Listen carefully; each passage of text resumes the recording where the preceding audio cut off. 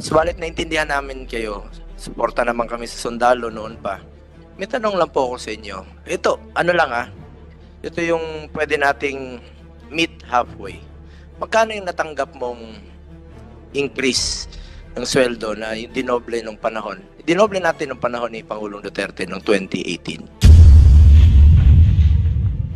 Mr. Chair, Pag anak na iba na po pag anak ang pinag-usapan. Alam niyo naman gaano kami ka full support sa ating Armed Forces of the Philippines. Noon pa yan hanggang ngayon. magkakasama po yan, Mr. Chair, na pwedeng pag-usapan kung magtatawag ang chair ng caucus. Opo. But for the record ngayon pa lamang, walang desire ang committee i-reduce kahit sino man sa gutom. We want lahat ng mga kababayan natin saan mang institusyon kasama ang AFP magkaroon ng makataong pamumuhay at kasama po doon yung mga pamilya natin, Mr. Chair. Senator Tiveros. Salamat kayo, Mr. Chair. In general, I've been shown just now yung kopya nung sulat ninyo sa aming chair, committee chair, kung saan nakasulat dito, I declare to increase my support to my children to 15,000 pesos for each child to be given every 15th and 30th day of each month starting this month. So yun yung magto-total ng sinasabi nyong akala ninyong 30,000 pesos a month. Nakasulat din po dito na I am taking on this duty to support my children to the best of my ability within my means, as my monthly take-home pay is only 75,542 pesos and 78 centavos. Clarification lang po, sir, dahil naalala ko po nung executive session natin, nung tinanong po namin sa inyo magkano ang base pay nyo lamang, I recall that you said 130,000 pesos a month. That was the gross pay of a, because I have not seen my payslip yet as a Brigadier General, Your Honor. It was only when I was required to submit a letter that I saw the amount that I am receiving. But I mentioned last time that it's an equivalent to a salary grade 27. The amount stipulated therein, I did not mention, if I remember right, I mentioned 132, but I know pang-colonel yun. Doon ko lang na-realize na pang-colonel. But it is a gross pay, Your Honor. Ang ano ko lang sana yung, hindi ko kabisado, hindi ko sure yung exact amount ng base pay ng isang Brigadier General, but for a colonel po, it's a 90 base pay, and the increment is something like 15, so I assume it's 105 for the base pay.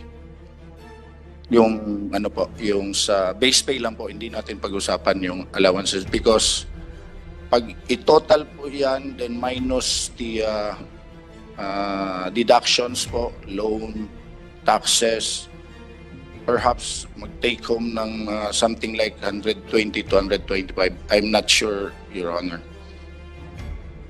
So, ibig sabihin po, sir, Mr. Chair, kailangan nyo i-inform ang komite pa kung magkano yung base pay nyo dahil doon po i-compute yung kalahati na inyong ibibigay sa inyong estranged wife at mga anak ninyo.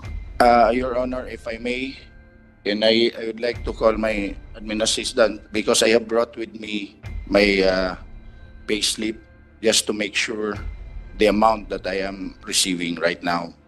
But rest assured, Your Honor, again, hindi ko talaga nakuha yung exact amount. Kung nagkamali man ako, I'd like to ask an apology to this honorable committee. But my objective is to give support to my children because they are my children. And sir, bukod pa po dun sa payo ng komite na kalahati nung base pay ninyo, paano naman po yung isa pang payo namin na yung tuition din po ng mga bata every year? Ang pagkakaintindi ko po, kasi hindi naman po natin na diskusyonan yung details po. The amount that I will be giving encompasses everything. So, kasi willing ako to support their schooling ever since sinusuportan ko naman po. Nagsimula lang din pong nagka-problema, so naputol. Pero as I mentioned during the executive session, I have reasons. So, pero ayaw ko na pong i-insist yun.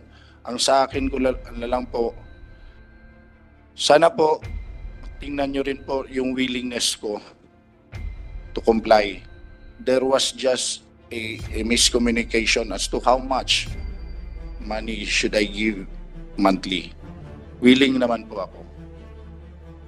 Salamat, General. So, Mr. Chair, it seems that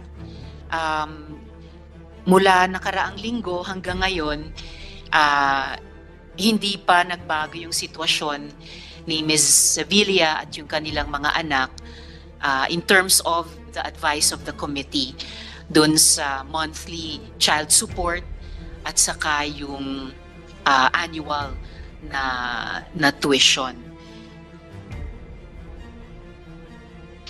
And at the proper time, Mr. Chair, I will move that the committee go into a caucus to discuss the ad interim appointment of Brigadier General Sevilla.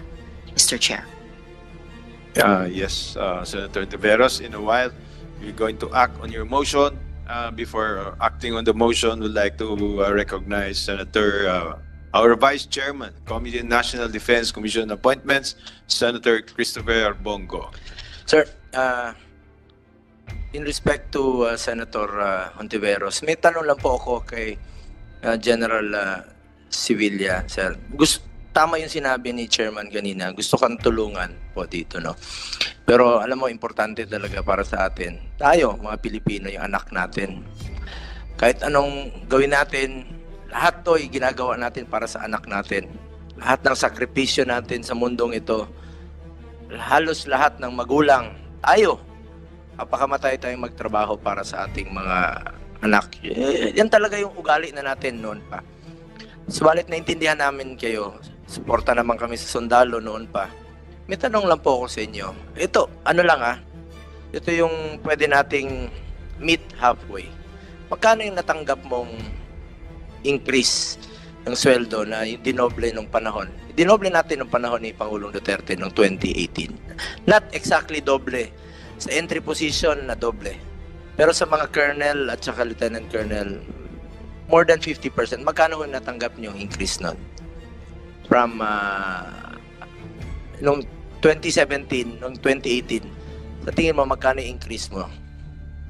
Hindi ko na ma-recall, Your Honor, dahil medyo may katagalan na yun. But kasi 2017, it's already 7 years ago. Pero there was a significant increase talaga sa amount na natanggap. I just can't really recall. Baka pwede mong i-compute o yung mga kaklase mo, ma-compute nila magkano yon. Baka pwede mo, yun na lang ang ibigay mo sa anak mo. Yung amount na yon.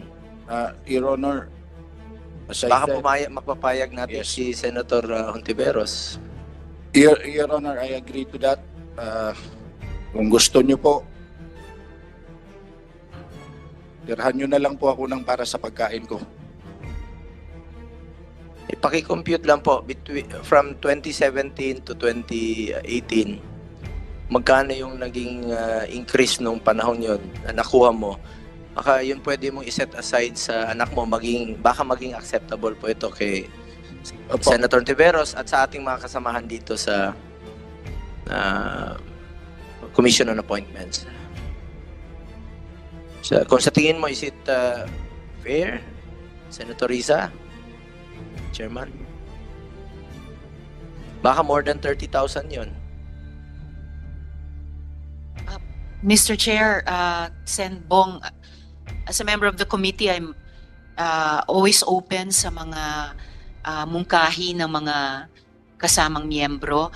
I'll proceed from yung naging payo ng komite kay General nung nakaraang executive session na kumbaga hating kapatid sa base Baka po pay pwede bang every mag-meet month halfway? plus tuition. Opo.